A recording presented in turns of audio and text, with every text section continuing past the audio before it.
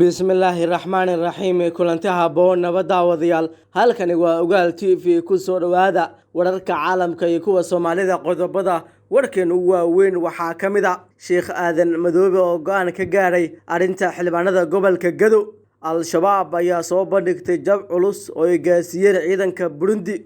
Qoorqoor oo xamar guri lagu kireeyay kadib khilaaf soo kala xagalay asaga iyo nabadii nolol. Dowladda Federaalka Soomaaliya oo dalab cusub soo saartay kadib weerarka Al-Shabaab ee Caalbaraf iyo Putin oo reer galbeed ka dalbaday inay cadaadis saaraan dhiggiisa Ukraine. Qodobadaas iyo qodobo kale oo faahfaahsan ayaad warkeena ku daawan doontaan, balse marka hore daawadayaal subscribe inoo saara barteen YouTube-ka, like iyo follow inoo saara page-keena Facebook ee Ogaal TV.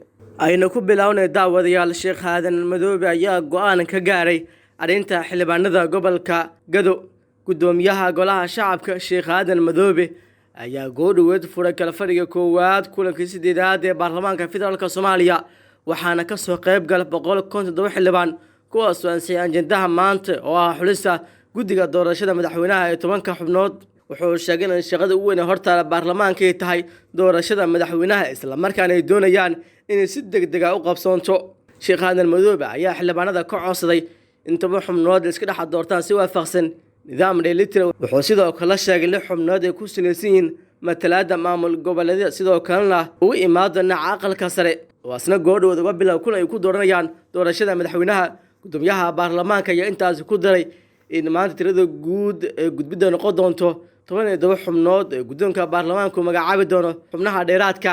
dhanka kale gudoomiyaha baarlamaanka Sheekh Aadan Madoobe ayaa sheegay in golaha ay soo xaadireen xildhibaano oo ku sheegay inuu ku jira isqabsi, wuxuuna ku wargeliyay in go'aan ka gaari doonaan wixii maanta ka dambeeya. wuxuu cadeeyay in golaha ay fadhiiso doonaan kaliya xildhibaanada aan khilaaf ku jirin, kooramkana aan lagu dari doonin xildhibaanada iskhilaafsan inta go'aan kama dambeys laga gaaray arintooda. kulanka maanta ayaa gudoomiyaha Aadan Madoobe shaaciyay in golahan laga saarin maanta xildhibaanada wada fadhiya ee iskhilaafsan kana yimid gobolka Gado. Qoorqoor oo xamar guri lagu kireeyay khilaaf soo kala xagalay asaga iyo nabadii nolol. xildhibaan Cabdicasiis Cilmi oo kamid ah xildhibaanada ka soo jeeda Galmudug ee kuraas dadka la siiyay haddana kamid ah golaha habdaanta Galmudug ayaa eedayn culus u jeediyay madaxweynaha Galmudug Axmed Cabdi Kaariyo Qoorqoor. hadalkiisa Cabdicasiis wuxuu ku bilowday waxaan halkan isku nimid anagoo matalina Galmudug maadaama aan la baxnay badbaadada Galmudug. howsha runtii waa u baahan tahay in loo istaago oo habdaanta Galmudug. waxaan isku nimaanay waxa nagu soo kordhay iyo waxa naga halaabay inaan bulshada la wadaagno, ayuu yiri xildhibaan Cabdicasiis Cilmi Cali. Cabdicasiis ayaa madaxweynaha Galmudug ku eedeeyay inuu dayacay shaqada iyo mas'uuliyadda loo dhiibtay, isla markaana ku fashilmay sugidda amniga soo shacabku u baaqay inay tashtaan. bulshada Galmudug waxaan dareensanahay in abaar baan weli heeso, allaha ka dulqaad. sidoo kale har iyo habeen wax ka socda weerar joogta. waxaan muuqatay in maamulka Galmudug soo diyaarsan ciidamada amniga isugu lahay. wuxuu u baaqay in bulshada Galmudug isku tashtaan si amnigooda u sugtaan, garabna ay siiyaan walaaladooda tabaalaysan, ayuu siray hadalkiisa xildhibaankan. sidoo kale xildhibaan Cabdicasiis ayaa ugu baaqay xildhibaanada baarlamaanka Galmudug inay si xal ah u xisaabtamaan madaxweyne Qoorqoor oo ku eedeeyay Muqdisho ka wado oo la hadbo doorashada farmaajo xilli deegaanada madax ka yahay ee halis ugu imaanaysa kooxda Al-Shabaab. xildhibaanada maamulka Galmudug waa in la xisaabtamaan madaxda talada heesa oo Axmed Qoorqoor ugu horeeyo, kaasoo campaign u fadhiya xamar iyadoo bulshada diyacan tahay. waxaa nasiib daraa runtii oo taariikhda qoraysa in abaartu jirto iyo amni darada jirta iyo xanuun iyo kuleel midna uu ku heen madaxweynaha Galmudug. xanuunka ugu badan ayuu yiri maanta waxay Al-Sunna wal Jamaaca oo bohol u dhow in lagu weeraro. ugu dambeyn xildhibaan Cabdicasiis ayaa yiri waxaa sidoo kale siyaasad ahaan ummadda ka soo jeeda Galmudug inaysan haysan madaxweyne ka fakara ayooda, waxaana taas tusaale u fidan Galmudug inay weyso ogaanka labada aqal ee baarlamaanka Soomaaliya. daawadayaal weli waxaa daawanaysan warka Ogaal TV. dowladda federaalka Soomaaliya ayaa dalab cusub soo saartay kadib weerarka Al-Shabaab ee Caalbaraf. dowladda federaalka Soomaaliya ayaa si kul u cambaareysay weerarka kooxda Al-Shabaab waa beriga talada ku qaadeen saldhigga ciidamada Burundi ku leeyay deegaanka Caalbaraf ee gobolka Shabeellada Dhexe, kaasoo geystay khasaare kala duwan.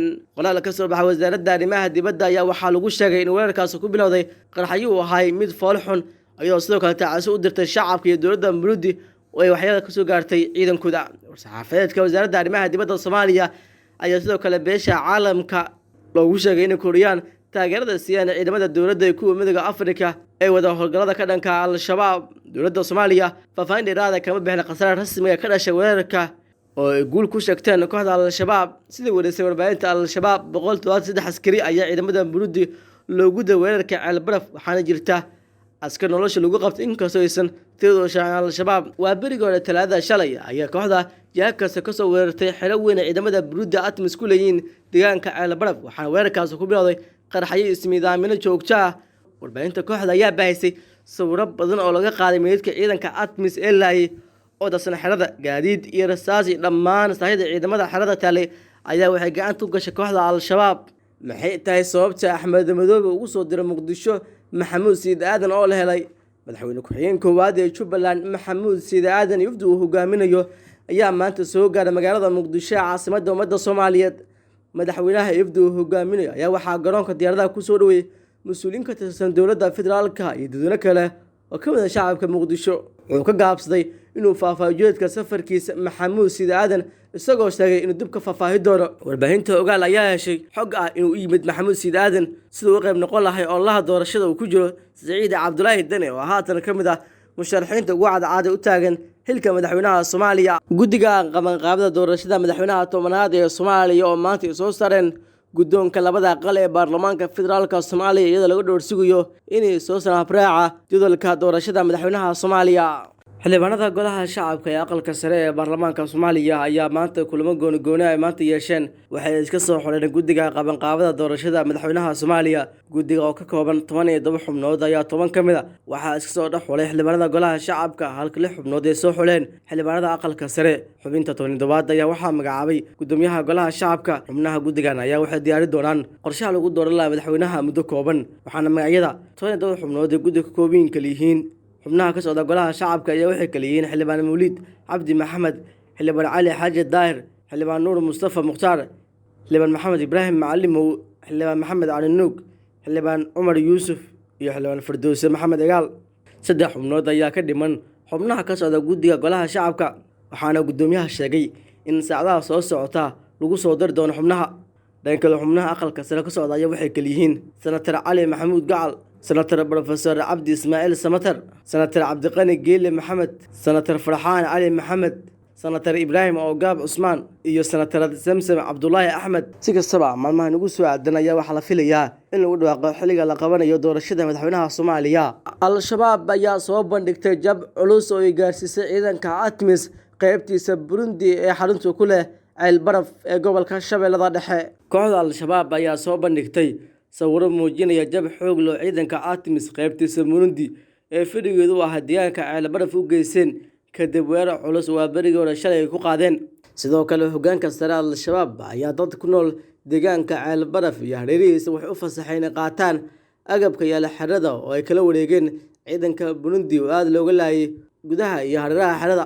Sida ay wareysay warbaahinta taageerta Al-shabaab, 173 askari ayaa ciidanka Burundi loogu dilay weerarka Ceelbaraf, waxaana jirta askar nolosha lagu qabtay inkastoo aysan tiradooda shaacin. Al-shabaab waa berigii hore ee Talaadada shalay ayaa kooxda jiha kasta ka soo weerartay xero weyn oo ciidamada Burundi ATMIS ku leeyihiin deegaanka Ceelbaraf, waxaana weerarkaasi ku bilowday qaraxyo iyo ismiidaamin.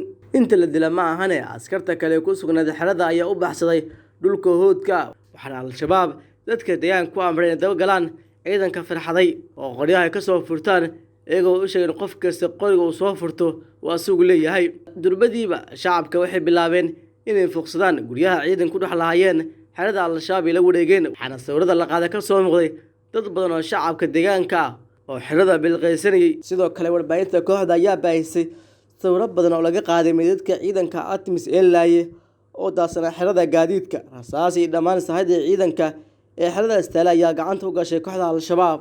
Ugu dambeyntii madaxweynaha Ruushka Vladimir Putin ayaa reer galbeed ka dalbaday inay caadi saaraan dhigiisa Ukraine Volodymyr Zelensky. Madaxweynaha Ruushka Vladimir Putin ayaa wadamada reer galbeedka ugu baaqay in awoodda isku geeyaan sidii caadi xooggan u saari lahaayeen dhigiisa Ukraine Volodymyr Zelensky. Vladimir Putin madaxweynaha Ruushka ayaa sheegay in soo afjarida dagaalka ciidankiisa ku qaaday Ukraine ay awood u leeyihiin wadamada reer galbeedka haddii caadi saaraan madaxweynaha Ukraine Volodymyr Zelensky.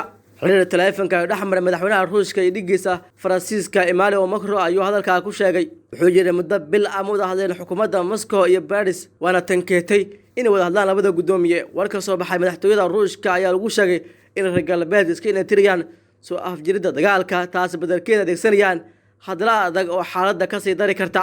Macron madaxweynaha Faransiiska ayaa dhowr jeer wuxuu eedan cusub u jeediyay dhigiisa Ruushka Vladimir Putin wuxuuna hub iyo agab ciidan u diray Ukraine iyagoo iskaga caabinaya ciidanka Ruushka ee ku soo duulay 14 bishii Febraayo. Mareykanka iyo xulafadiisa ayaa ka digay inuu Ruushka dagaalka u adeegsado hub halis oo kiimika ah haddii xaaladda ku sii xumaato si uu soo afjaro duulaanka daba-dheeraaday ee uu ku qaaday Ukraine. guud ahaan daawadayaal halkaasaan kusoo gabagabeynaa wararka Ogaal TV. Amaana Allah, wassalaamu calaykum waraxmatullaahi wabarakaatuh.